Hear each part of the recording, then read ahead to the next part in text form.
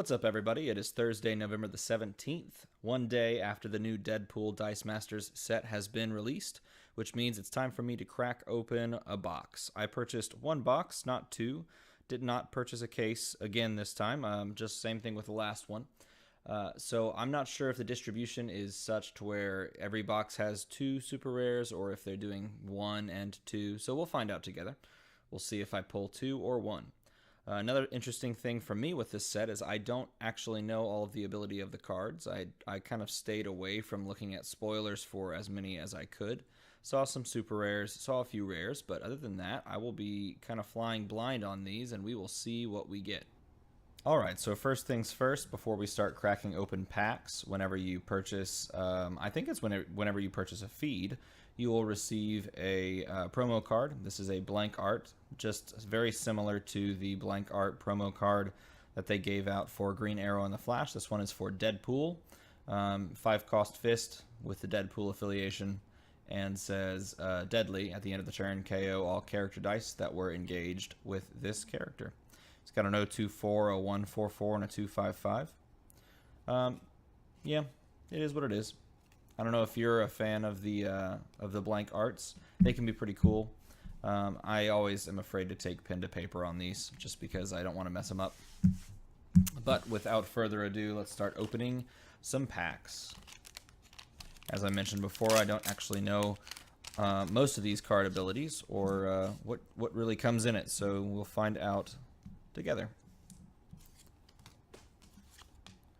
Alright, so we got a Deadpool. The exact same Deadpool as the blank art here. And we have an Angela. If the defending player has taken damage, she gets plus 2A. Interesting. 4-cost Bolt. She's a Guardian of the Galaxy, so we got some affiliations built in. That's kind of nice. I like to see them expanding on the affiliations. It's really cool. Lady Deadpool, if you have more different active Deadpool characters than an opponent, Lady Deadpool costs 3 less to purchase, so she drops to 3. Her stats are virtually the same as Deadpool. She costs 6 instead, though. So, I don't know, that could be interesting. And a Storm, and a rare Storm at that. Already starting out, getting close with a rare. While she is active, when you use an action die, deal 1 damage to target opponent or character die, so you can pick.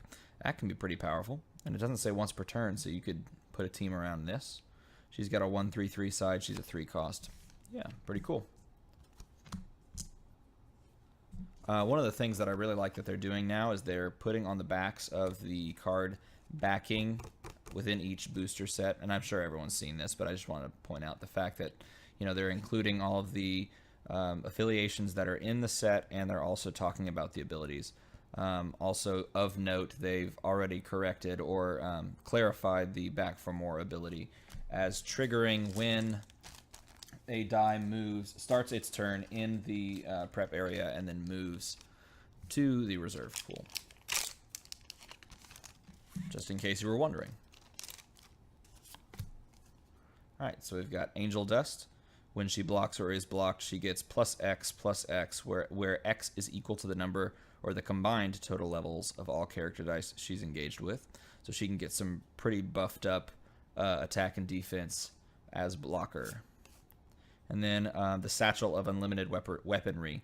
The next action die you purchase costs 2 less. Instead, it costs 3 less.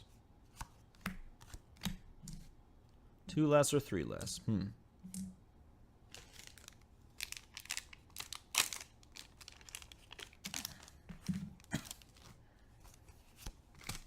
Alright, so we've got some Kid Pool here.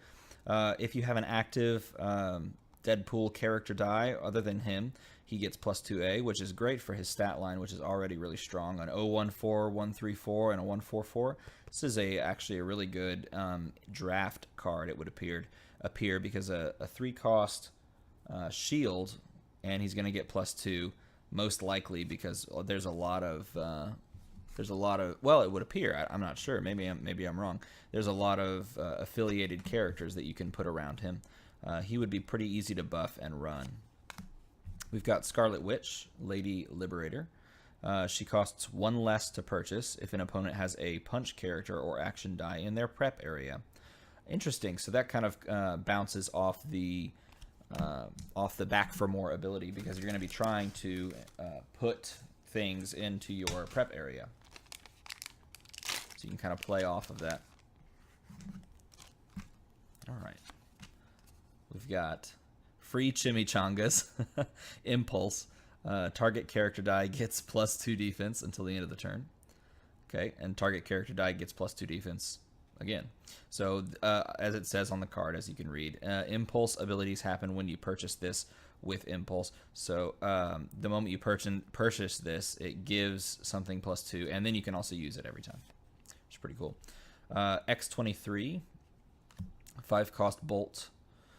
If she regenerates successfully, she's got Regenerate. If she does successfully, draw a die and place in your prep. 374 for 5, not bad. With Regenerate, it was pretty cool. I think I dropped a pack. Yeah, I did. Here we go. Sorry if I bumped the camera there. All right. Got Colossus.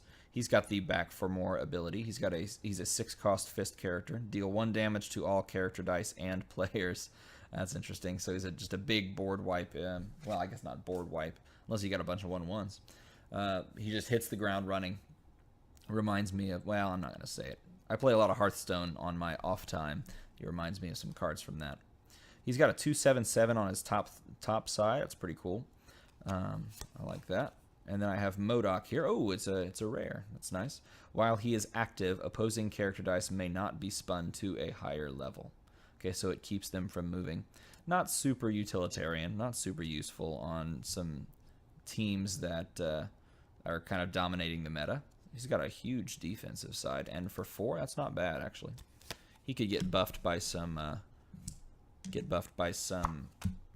villain affiliated characters, as he is a villain.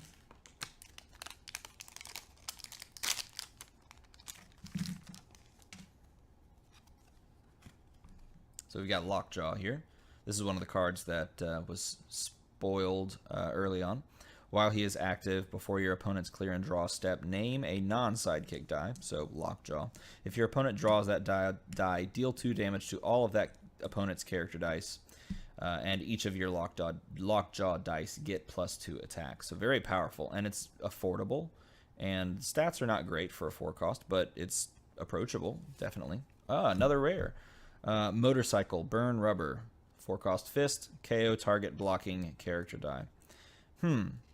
Not sure if I would run that. KO target blocking character die. That's all it does. Interesting. It's kind of, what's a 4-cost fist? You just KO something that's blocking. It would be useful in certain things, but I'm not sure if I would run that myself. Medusa. So she's got the Deadly effect, which is one of my personal favorites within this set. It existed on certain cards before this, but at least now they've just given it a keyword and called it what it is. It's Death Touch from Magic the Gathering. So at the end of the turn, anything she's engaged with gets KO'd. And she can block up to 2 character dice. She's a great 4-cost mask. She's got a good defense, and she KOs anything she's engaged with. Very cool. Hey, we have our first foil. It's an uncommon foil, Agent Carter. That's very cool. I love these foils. I completely changed my tune on the last set when I first got to actually see them. They're a lot of fun to both collect and just look at and use. While she's active, no sidekick character dice can attack if it's the only character dice or die assigned to attack. Kind of useful. It could be more useful in something like Draft, where you don't have the luxury of building this super powerful team, and you may need to attack with a sidekick or something like that. She's shield affiliated as well. Alright, we've got another Angela here. When fielded, deal 2 damage to a target non-bolt character. And Miguel O'Hara, Spider-Man of 2099, and that's another foil. When he KOs a character die with combat damage, send the KO'd character die to its owner's bag. A 4 cost with a 2/5/5. Decent stats. This is a pretty decent card. Yeah, so instead of going to prep, it has to go back into the bag and come back out. That could be something that you could draft and do well with as well. You get that onto the field, it's going to do some decent. It's going to do a decent job of KOing just about anything it comes across. Phantom X. When fielded, you may spin down target opposing non-villain character die. If you do, the Phantom X character die you fielded gets +1/+1. And it's got decent stats. 2/5/5 side. It's not bad. And Mr. Sinister, back for more, another back for more ability. You may reroll any number of dice in your field zone. So the moment he moves from prep, I guess you triggered it then? That's an interesting question. And allows you to reroll stuff, which is nice. So I could see this making its way onto a team or two. Not sure it's super good. 6/3 side. It's got a low back end, but it can do some work. Makes a good attacker. I can see it making a good attacker.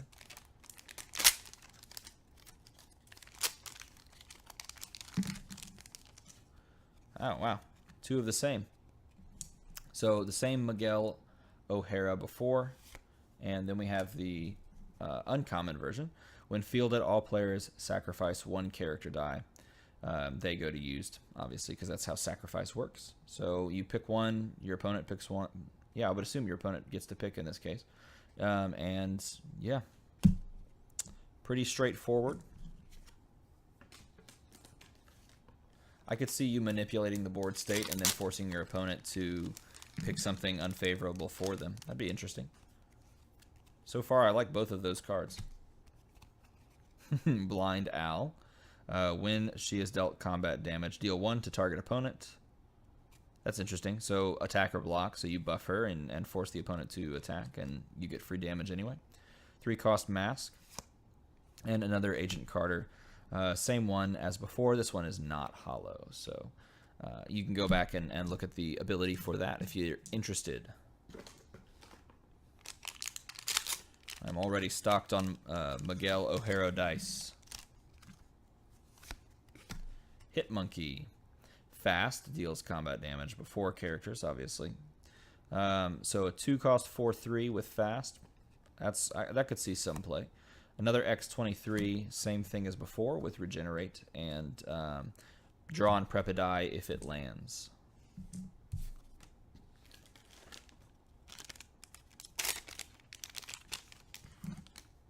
Looks like we got a Deadpool here. So we have another Mr. Sinister, and it's the same as before. And we have an uncommon Deadpool. So he's got the deadly ability. 5 cost Fist, and when fielded, deal 2 damage to all players. So this is kind of a risk reward, or we both hit each other kind of thing. Pretty powerful overall, especially with the deadly ability. Kind of have to pick your poison with that one, though. You're almost encouraged in some spots not to play it because you know you're taking damage. Though maybe that's what you want and you build something around that. There have been more than a few decks pop up that are all about dealing yourself damage. So we have another motorcycle here. Target blocked character die you control gains +1/+1. And then it's got a global that says pay a fist, remove blocked character die from the attack zone. So anything that gets blocked, you can pull it back. What's the other card that has that global? What is that? Cone of Cold? No. Cone of Cold gives the buff. There's another one that has from the D&D set that pulls that back, I think, or maybe not. From one of those early Marvel sets, I think. Man, cards with giant amounts of text. All right, so we have Negasonic Teenage Warhead, 3 cost Bolt character with a 1/6/3 side. That's bonkers. That's ridiculous. She has an underdog ability, so this only triggers when you have less characters than your opponent. When she attacks, spin her up to level 3, and she gains fast. That's ridiculous. That's one of those things that makes you stop and think. That's insane. I mean, so she's got a 1/2 side for her lowest side, and that's really on the low end of 3 cost characters. 133 is kind of where 3-cost characters live, right in that area. But the fact that they put a 163 and you're encouraged to play her early, and only her early, that's pretty cool. I would draft that if only to land it and then just kill off all your opponent's characters. Her ability would run out quickly because you'd use her to attack, and then she'd, have to get blocked. Otherwise, that person's taking, more than a quarter of their damage.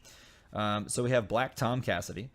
He's a 5-cost bolt villain that has fast, and he gets +1/+1 for each active, or for each different opposing X-Men character die. He's got really low defensive stats, so he's going to get KO'd just about every time you attack with him, unless your opponent is running some X-Men characters. And if they are, then you're kind of safe, I guess. And Phantom X, the uncommon version.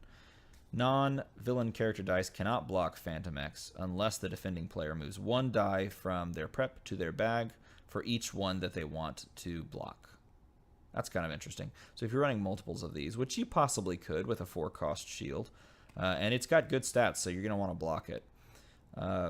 You're going to have to, move a character or move a die from your prep to your bag. I wonder if this is one of those things. Yeah, and you cannot block it unless you do that. So if you don't have anything in your prep, then you're looking at some problems.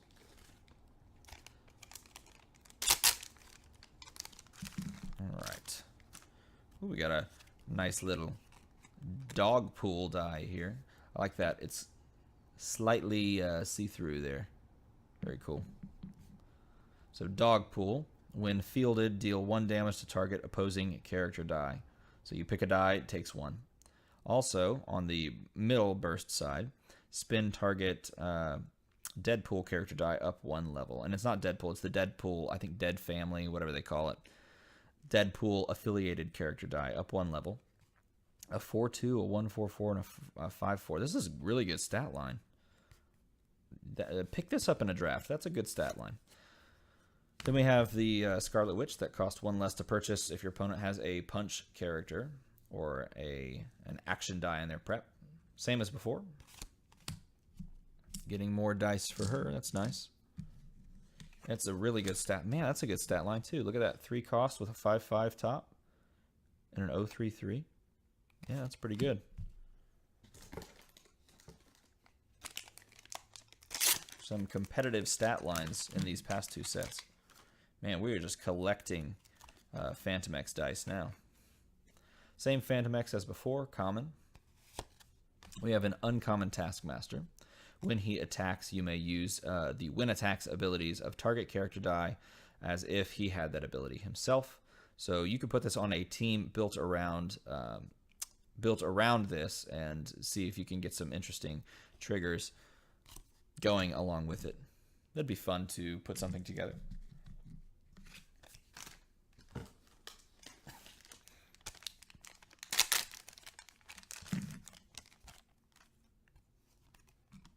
All right, so we've got another X-23. Same thing as before. Ooh, we have a rare evil Deadpool. Back for more ability that says KO target opposing sidekick character die or target opposing Deadpool character die. And that happens whenever he's rolled from the prep area. He's got a 2/5/5. There's a lot of 2/5/5s so far in this, and he's a 4-cost. Interesting. So it has, especially within the set, if you're playing draft or just in set, it has a lot of usefulness. So we've got an Elektra. She's a Greek tragedy. When she is KO'd, you may pay a fist. If you do, you may re-roll her as if she had regenerate. So she doesn't actually have regenerate, but you can pay a fist to give her such. Her stats are low, so this ability has the possibility of triggering if you choose it to fairly often. She doesn't synergize with her ability, though, so she's a mask and she has a fist ability. Not sure how I feel about it. I'd have to see it played around with before I said that was okay or not so okay. So we have another foil here. This is a foil uncommon. While Bob, Agent of Hydra, is active, Deadpool character dice gain fast. So throw him down and all of your Deadpool affiliated characters, like the Kid Pool or the Dog Pool that both have good stat lines now have fast if they didn't before. I like that. You can also give things to Deadpool affiliation, and he is an auto fast giver for anything. So here's the common Agent Carter, and when she's active, when a sidekick character die is KO'd, place it in its owner's bag. And an uncommon Lady Deadpool. When she's active, field a Deadpool character die other than her. You may pay, or I guess when you do that, you may pay a bolt, and if you do, spin that to level 3. So that could be really useful too. Auto spins. Some auto spins. Just immediately go to level 3. Okay. We've gotten a decent bit into it. It's time to find a super rare. Let's see. All right. When Bob, Agent of Hydra, is active, all of those get +1A. And Shikala. Or is it Shikla? I guess it would be Shikla. Shikla. I don't know how to pronounce this. She gets +2 defense for each die in your prep area. Wow. That's pretty powerful. And she's affiliated, so you could buff her with any of the myriad ways of buffing Deadpool-affiliated characters.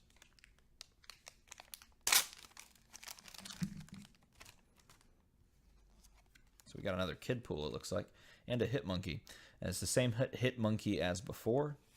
And, ooh, a rare Kid Pool.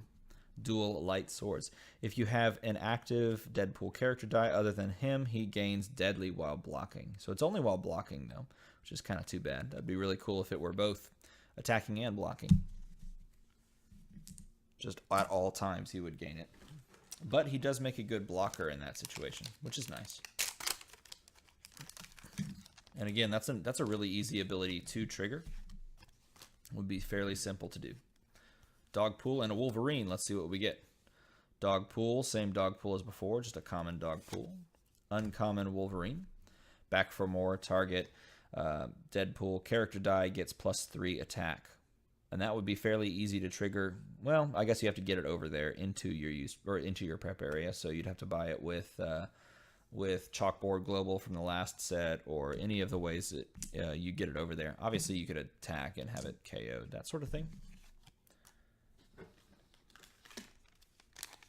The hardest part there is just purchasing it. There's a couple of different ways to get it over to that spot. All right, so we've got Lady Deadpool. If you have more active, well, it's the same one as before. More of the same there. Oh, wow. I now have all 3 of the Angelas. This one's a hollow rare. At the end of your roll and reroll step, deal 1 damage to target character die or player for each Angela die you rolled that shows an energy face. So, and she doesn't even need to be active. That's pretty interesting. So you don't have to have her out. You just roll a bunch of Angela dice and start dealing damage to characters or players. You can use it for snipes on worrisome characters that are just active always. You could use it for face damage. That's pretty awesome. And not too shabby that it's a hollow rare.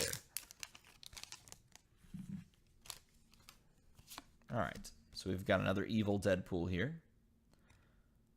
So KO target opposing level 1 character die or Deadpool character die. And Outlaw Texas Ranger. When fielded, you may pay a bolt to roll target die in opponent's prep area. If it rolls an injury face, put it in there used. Otherwise, place it back in their prep. Stats are okay. Well, stats are pretty low, actually, for a 3-drop. 3-drop bolt has the possibility of removing stuff from the prep. I wonder, so they're obviously trying to push the move stuff into prep area, move stuff out of the prep area.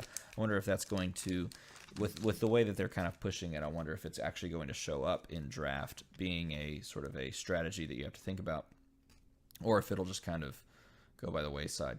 Be interesting to see. Same common Agent Carter, common Scarlet Witch. Move a punch character from your opponent's prep to their bag, so you're putting it back in, making them recycle.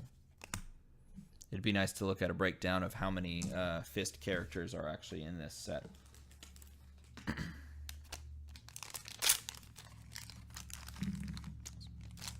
Wonder what the averages are. I have a spreadsheet that I punched in a while back for a couple of different sets of just all the affiliations and stat lines for a bunch of different dice. Be interesting to see what that is for this set. Flying card, target character die gain, you control gains +3/+3 and loses all character abilities. That's interesting. So it's a trade-off, but it gets a nice buff. Oh no, Phantom X, that's a rare. When fielded, move target villain character die from your used to your prep area. So that's all 3 Phantom X's, just in case you haven't seen them. There they are. Got a lot of his character dice as well, so I could run something with him. Looks like I have another MODOK. While he is active, except during the roll and reroll step, your opponents may not reroll dice or spin dice to a different face or level unless they pay 1 per die. Wow, that's interesting. So they can't reroll, they can't spin things up, or, well, I guess they could spin things down, but they cannot spin. No, yep, can't spin it to a phase or level. So we have a common Taskmaster. When fielded, you can use a when fielded ability of any target character die as if he had it himself. So similar to the when attacks one from before. Taskmaster is such a fun card to kind of theory craft around. At least it appears that way. It was in the last time it popped up. Multiple Man. So this is what, obviously this is the one super rare that everyone was kind of eyeing. So it's nice to see I have at least 1 die because there's a max of 6 on the super rare. Underdog. When fielded, move a sidekick from your used to your field. And he's got a 1/1, a 1/2, or a 2/2, and a 2/4/4. And he's a 3 cost. Bob, Agent of Hydra. Same thing as before with the uncommon.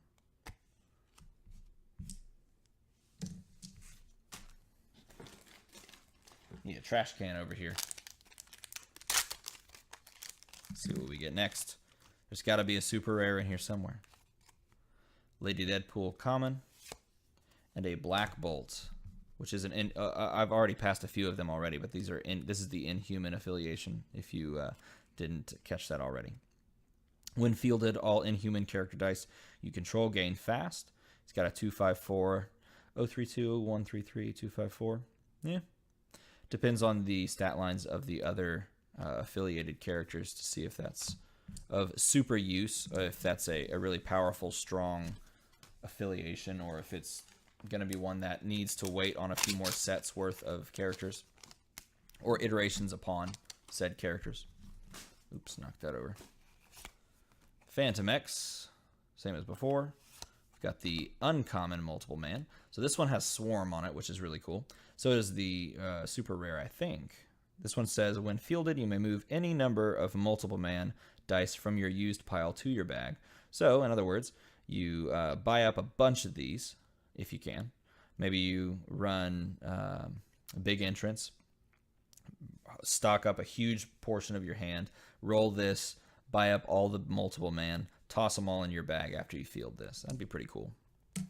Instant ramp coming after that too, because you know you're going to pull, or you can fairly guarantee that you're going to pull some Multiple Man. So I could see that being really powerful in draft because it guarantees ramp where ramp doesn't often exist. Maybe not guaranteed. Guarantee is a strong word. Agent X, back for more. See, this is a card I had no idea was in the set. It's pretty cool. Back for more, you may pay 1 life to draw a die and roll it. And that's something that you just trigger. It's pretty nice. Whoa, hey, there we go. There's a super rare. So it's the super rare Deadpool, and when he is KO'd, KO target opposing level 1 character die. So you get to pick level 1 character. Anytime he's KO'd, you get to KO one of theirs. Alright, continuing on. Let's put this somewhere over here.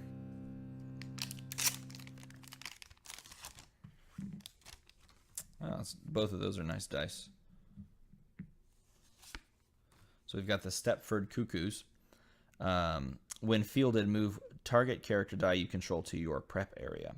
So immediately being able to move stuff in and trigger their back for more abilities. And then we have Domino. If you have at least 1 of those affiliated character dice in your prep area, Domino may block up to 2 character dice.